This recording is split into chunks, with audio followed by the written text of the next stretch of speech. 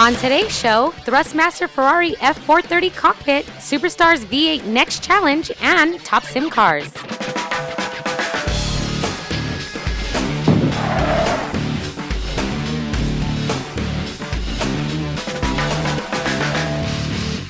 This show is sponsored by Sim Raceway. Welcome to Inside Sim Racing. I'm Jessica Lopez. And I'm Darren Ganji. And this is episode 68, and we're going to start off today by showing you Superstars V8 Next Challenge by Blackbean and Milestone. Yeah, and we had this title, well, the original title, which was part one. Superstars V8. Back about a year ago for the PS3, and didn't do so well. No, it did not do so well. But we just had Superbike X on last show, and it did really well. Also by Blackbean and Milestone, and that did do really well. So we'll see if Superstars V8 Next Challenge does well as well. On the Shabami, by the way, putting it on the Shabami. So here we go, Superstars V8 Next Challenge. The first round with Superstars V8 left us with a very bitter taste in our mouths. In fact, it was one of the worst scoring titles to be reviewed on our show. So why on earth make a new version? Then Milestone and Blackbean brought us Superbike X. On our very last show, we said it was one of the finest bike sims of all time. So maybe Milestone had gotten its act together and fixed what rightfully should be a worthy sim. Let's take a look inside the game Superstars V8 Next Challenge. Available on the Xbox, the PS3, and the PC, the game is blatantly a port for all versions. PC users will find the same discomfort of no mouse support and only one controller option available like previous titles. But no worries, you won't be needing your fancy clutch and shifters here. However, PC users will have the advantage of better frame rates as well as 5.1 sound. Superstars V8 has stepped up their licensing rights by actually having the Mercedes, the Maserati, and Chrysler, in addition to the branded cars from before like BMW, Jag, and more. All totaling, there are 11 different cars to drive with a handful of extra paint schemes. Using GPS data, Milestone has nicely recreated 11 real-world tracks, some of which you will need to unlock in the game while completing various tasks in race mode. The sim has a variety of gameplay modes like Quick Race, Time Attack, Race Weekend, or Championship. Also included in V8 Superstars is single-player driving school, dubbed Superstar Licenses, to help you get up to speed in the game. Most of the settings and options are the same or similar to the previous titles. You have a variety of realism settings, as well as different race settings like length and skill of opponents. The multiplayer has been improved slightly, allowing for 16 players now over 12 from before. Weak gameplay and physics, better than average graphics and sound, and a career mode not worth spending much time on leaves Superstars V8 Next Challenge hardly improved over the previous title. So I think it's needless to say that we're a bit disappointed with this. I mean, I had said I was expecting games from these guys now, and then here the next game out of the gates, I'm disappointed by it. Yeah, and honestly, I'm a little concerned about what they're going to do with WRC now. And actually, we're going to see this in a couple weeks here at E3. Yeah. We've got an appointment set up with Blackbean, and they're going to show us WRC. I have a feeling we're not going to be able to drive it, but man, guys, get Richard Burns Rally, okay? If Milestone, if you're paying attention, and get Richard Burns Rally. Yeah. And get as close to that as you can. Yeah, and get dirt even. I mean, if you were to combine those two, and again, I'm going to remain hopeful for WRC, and we're here for Superstars, but I really hope they put something together for that one.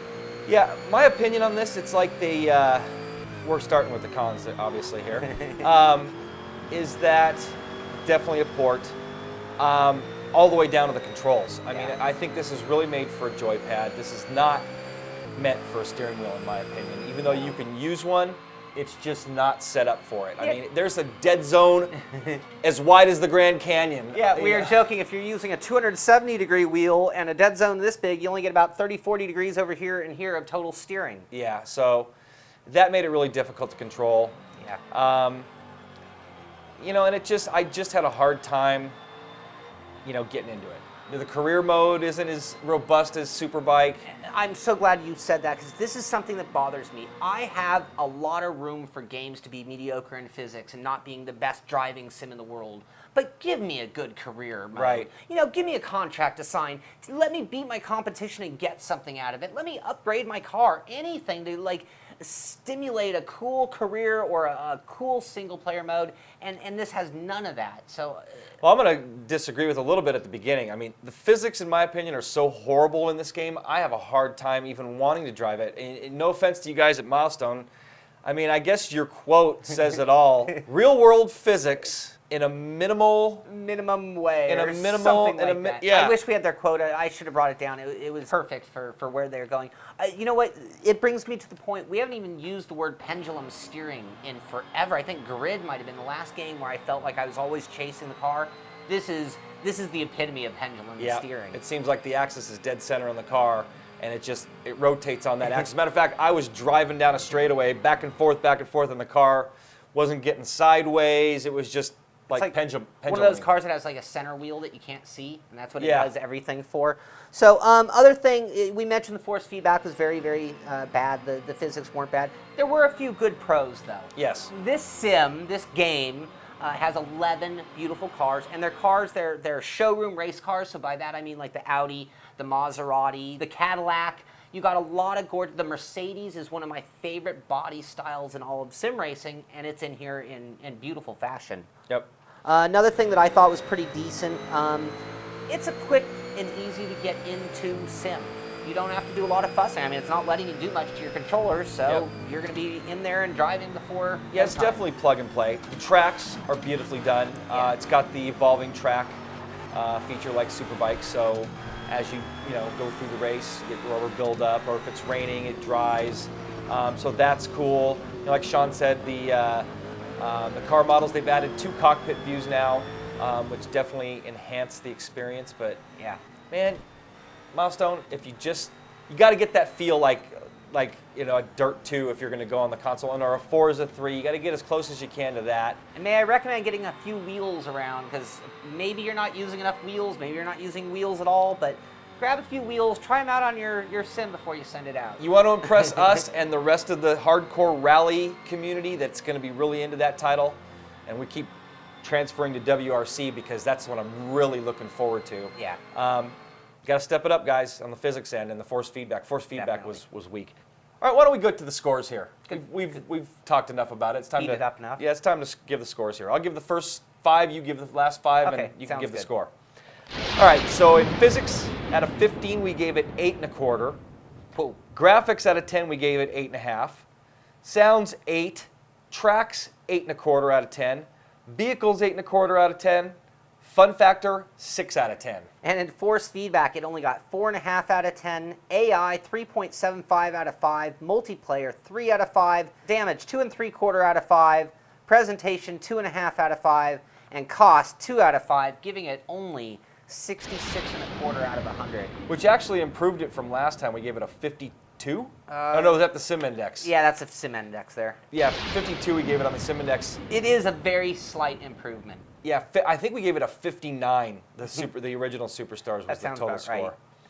So no offense, Black Bean and Milestone, we pumped up Superbike, but this one's not cutting it for us. No, but you can get us back with WRC. Oh, and that's look, we lost our game in the background. Well, so just as well. That's going to do it for Superstars V8. Next challenge distributed by Black Bean, developed by Milestone. Hope you enjoyed our review. For all of your sim racing news and reviews, check out RaceSimCentral.com. So out of V8 Superstars next challenge, which didn't do so well. Yeah, it got shabammied. We shabammed the shabammy. Yeah, it got shabammied. And you know what? The previous title didn't do as well. Yeah, I think this is more geared for just gaming. I mean, this is not as much sim elements as there are in it. It's just really gamey. All right, well, next up to our top simulation cars of all time, and this is number 23. 23, 46th car. Our 23rd edition and our 46th car, and this time it's actually a truck, not a car. Yep, back in the dirt again, getting dirty. So here you go, top simulation cars of all time, sponsored by SimRaceway.com. Home of the one-click install.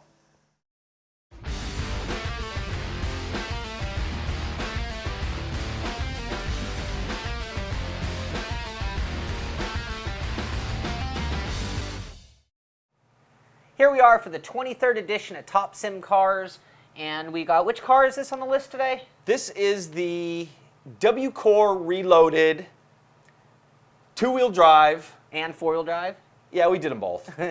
But we drove the Chevy as usual. But there was Chevy, Dodge, Ford, Toyota. Nissan. I mean, all sorts of trucks to choose from. Yep, this mod done by Eagleman, who hit me up in our forums. Right on. And Wildman, I think, helped as well, or the credit there. Wildman was the originator, did the original W-Core, who he got permission from Mad Cowie, I believe. So part of this is the ORR trucks, which were then modified by Wildman, who then made the W-Core trucks, which I think were four-wheel drive. Right. And now this is kind of a combo of both, but like all rolled into perfected. one and rolled into one. And we had a little trouble picking a car. I mean, sometimes when we do the top sim car, we pick a car. This was sort of like, this was like a sim. I mean, you had so many to choose from in dual class. Came with tracks. Again, that's the two-wheel drive and the four-wheel drive, and they drove distinctly differently. Yep. I mean, the front-wheel drive one, I mean, the rear-wheel drive just was loose, real loose. Had some rally stages in there too, as part of the package. Those were fun. All new front end, new user interface, so that was pretty cool. Definitely. So anyway, these guys hit me up, or Eagleman, right? Yeah, Eagleman and Wildman. Eagleman hit me up for us to check it out, and it's friggin' awesome. Yeah. Best off-roader. You actually, why don't you quote yourself? I'm going to say it. It is the best off-road truck all in all. I mean, like, Dirt 2 beats it in graphics. But when I look at, like, and Richard Burns has always been one of my standing favorites when it comes to force feedback and stuff. But this has a little of all of it. I mean, you got great damage, great feel. It just... Fire. You can blow the things up, and like well into a race, every panel will be coming off the thing. We're not talking about doors flapping, we're talking the sheet metal covering that, and then you see roll bar. It looks like a dune buggy by the end of the race. That's the way I drive. Yeah. Great physics, great feel to the physics. You know, the two-wheel drives slid a lot. I love the weight transfer, I mean, just how it's taken the jumps. And, just a really great job on that. When we're at Desert Mesa, where you're going across some high-speed bumps, and you feel the wheel doing this and this, and if you are wrong or you're a little greedy on the gas, it'll just, I mean, you'll come around. Yep. Watching it, it looks like the truck's on TV. I mean, I've never driven well, not at these speeds, I've not driven a dirt truck. But I mean, it looks like you see on TV, and that always plays a big role for me. Sounds are like on TV. Speaking of which, why don't I'm just gonna. Yeah, you got the I get to do our scores this time, so I'm gonna rattle them off here for us. Physics 19, that was a high one for physics, and it definitely deserved it. Sounds 14, models 9 1/4, cockpit 7 3/4, fun factor 9 3/4, immersive 9 1/4, force feedback realism 9 1/4, damage 4.5, skins 5, default set 4.5. Total 92 1/4, which puts it 4th on the list. Phenomenal. I mean, great job, guys. Yeah, right there with that the E-War mod that we just did. You know what? That would be awesome mixing. You guys should get together. Eagleman, meet the E-War Club. E-War Club or group, meet Eagleman. Yeah. You guys should get together, man. You guys could make a really killer Baja mod Give together. it like 10 approved tracks just so everyone knows these are the great tracks to run it on. I mean, I can see some of the most fun in sim racing. You know, the models, we gave a very high score. I just want to say one thing. R Factor has its limitations when it comes to modeling when you compare it to like a Forza or a Dirt 2. They have pushed R Factor as far as it's going to go, as far as what I've seen out there. Yeah, I agree. The amount of pieces being modeled. I mean, yeah, I saw a little line between the differential, but... all the upgrades, the different Baja upgrades with lights up on the top of the roof. You know, dual package lights on the bumper and on the roof. Yeah, how many AC fans and where do you want them? I mean, you can, even if you have the same truck, you can make yours distinct compared to somebody else. Great job, great job. Great job, Eagleman and Wildman. Yeah, so well-deserved 4th place on top sim cars. That'll do it. Hope you enjoyed it. See you next time. We tested this mod and all the other off-road mods on these tracks, and they're all available at rfactorcentral.com along with the mods themselves. Chula Vista 2007 by Mad Cowie and Matt Thompson. ORR Glen Helen by Mad Cowie and Lotus 7. Leans Rally Hill Climb by R Factor. Desert Mesa by D-Dog. And Devastation Hill by D-Dog and Bora 44. Feel your sim racing experience come to life with the Butt Kicker Gamer 2 by Githammer. To enhance your F1 2010 experience, you can get $10 off a Gamer 2 now by going to InsideSimRacing.tv and clicking on the Butt Kicker banner to take advantage of this offer. Live the game and feel the music with a Butt Kicker Gamer 2 for $119.99. Only at InsideSimRacing.tv. Does not include shipping and handling. Offer ends October 31st, 2010.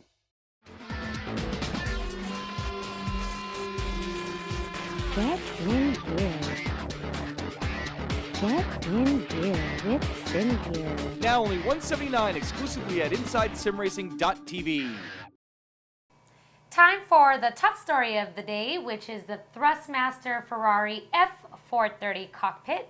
Yeah, and Wynn Keaton from Thrustmaster gave me a call about 2-3 weeks ago telling me about the cockpit and that it was coming before the press release came out. So I'd like to thank her for hooking us up early. And Thank you very much, and we're blessed to have it in our studio and review it. And Absolutely. Actually, it's my first review. yeah. I reviewed it with Sean. So how'd you like doing a review? I love doing the review, and I love getting in there and getting my hands-on feel for the products that usually are reviewed by yourself and Sean. Well, you did a really good job, by the way. Thank you. Speaking of which, here's Sean and Jessica's take on the Ferrari F430 cockpit by Thrustmaster. And this top story is sponsored by SimRaceway.com. All right, guys, welcome to our review of the Thrustmaster Ferrari F430 cockpit. I think this is more your review. It was going to be our review, but after some processing, I think this was best suited for you to review the product. Why's that? Well, I think that originally we were really optimistic about this, and then it turns out that it was a little bit more marketed towards the entry-level sim racer. So Like myself? Well, yeah, you've been around a while, but I think that our experience with the wheels has kind of tainted our thoughts on things, and that this wheel was being marketed as sort of a plug-and-play, really easy to use and not have to think about, versus sim racing can be very detailed sometimes. Now we were very excited to get this into the studio, and this is called the Thrustmaster Ferrari F430 cockpit. Yeah. This seems more like a wheel stand to me, in my opinion. Yeah. So when I walked in the door, I was actually looking for a cockpit. The whole but- cockpit, like something you'd sit in and actually get into. And yeah, that was But definitely... nonetheless, it's very nice. It's very sleek. I love the color, and folds up very easily, which I like. Before we get too far into it, why don't you give people the specs about this Thrustmaster Ferrari 430 cockpit? All right, starting with the wheel, which is 11 inches in diameter and is an exact replica that is found on the F430 Scuderia. It has a 5-position Manantino dial, metal paddle shifters. It is fully programmable and features an internal memory. The pedals are built directly into the cockpit and feature magnetic resistance. The cockpit is wireless, featuring a range of more than 10 meters. It has 50 hours of life with 4 AA batteries and a base total weight of 23 pounds. It is fully adjustable and features Thrustmaster's HART system, which stands for Hall Effect Accurate Technology, with 12-bit precision and 4,096 values on the wheel's axis. So in the specs, you didn't mention force feedback, and I think that's one very important thing about this wheel. This is the first truly wireless wheel we've ever tested. It works on batteries alone, which doesn't really leave it the power to be a force feedback wheel. Now the question I have for you is, how did it feel without force feedback? Felt sort of arcade-ish, and that's the first thing I noticed, that there was no force feedback. And I guess I got a little spoiled by all the cool wheels that we have here in the studio, and I'm used to playing with the force feedback, so that is the first thing I did notice. However, I think it's great. It's absolutely beautiful. The color's nice. If anybody wants a piece of Ferrari in their home, this is the way to go. This is all Ferrari. I mean, I stop you there 1 second. Look at this. This is like a Ferrari Formula One car. This is like identical to the nose cone on those. The color is amazing. It actually excites me quite a bit. It's a very sleek design, and I didn't notice that it was wireless until you mentioned. Yeah, and that's so a I think big that's deal. cool. What I didn't like about it is that the gas and the brake are kind of spread far apart. That's right. Which made it a little more difficult for me to drive. Yeah, you can't do the 1 foot back and forth as easily for people who use 1 foot, but there's a reason they did that, and that's because they wanted to be truly collapsible. Speaking of collapsible, how was it putting this thing together? Well, we put Tommy on that, and this thing went together like that.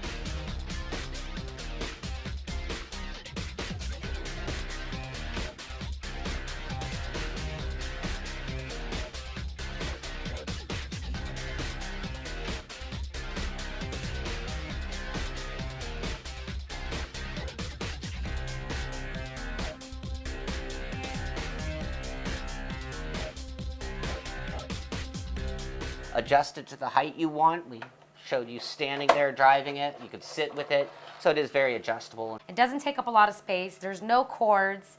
and it folds up. It's collapsible, like you mentioned. Yeah, it had a dongle. On the PS3, it was completely plug and play. Put in the dongle, it immediately bound, everything worked. It was that easy. On the PC, it came with a driver, installed it, and from there, it was pretty much the same thing. It enabled the Manatino switch, and everything worked out great. So, very easy, and again, wireless. You can close it up, throw it in the closet. I mean, there's nothing to deal with at all.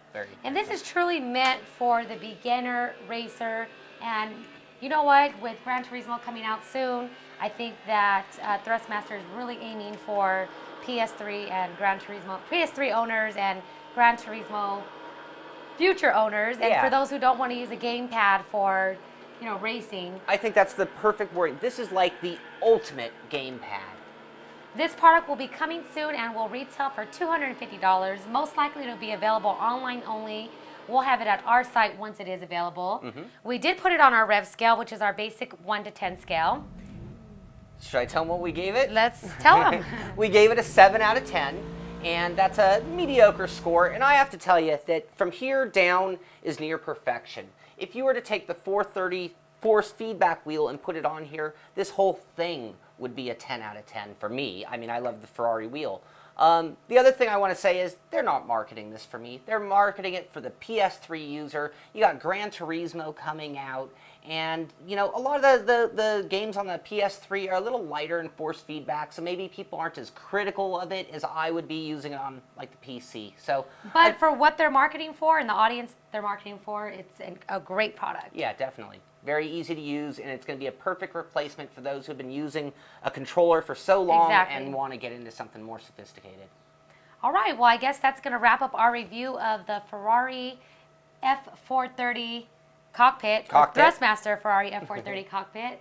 That's going to wrap up our show as well. Yeah. And we've been pumping out a lot of shows lately. We're getting prepared to go to E3, and we're excited about that. We got a lot of things lined up over at E3. We've got EA with like Need for Speed World. We've got Microsoft. We've got Sony. We've got Logitech, Fanatic. We got appointments with every Codemasters Formula 1 2010 again. So we got all sorts of stuff at E3. It's going to be a great fun for us, and it's going to be a lot of cool stuff for you guys to see as well. We're really excited to go out there and get those interviews and share all the information with you guys. We almost reached our 10,000 subscriber mark on YouTube, so we still need everyone's help out there subscribing to our YouTube channel if you haven't yet. Call your mom. Get her to subscribe. Go to work. Subscribe from that computer. We got to hit this 10,000 mark. Also, make sure to visit us at racesimcentral.com, where we've been blogging about all of your sim racing related news. Yeah. That's going to wrap up today's show. Checker Flag is out, and so are we.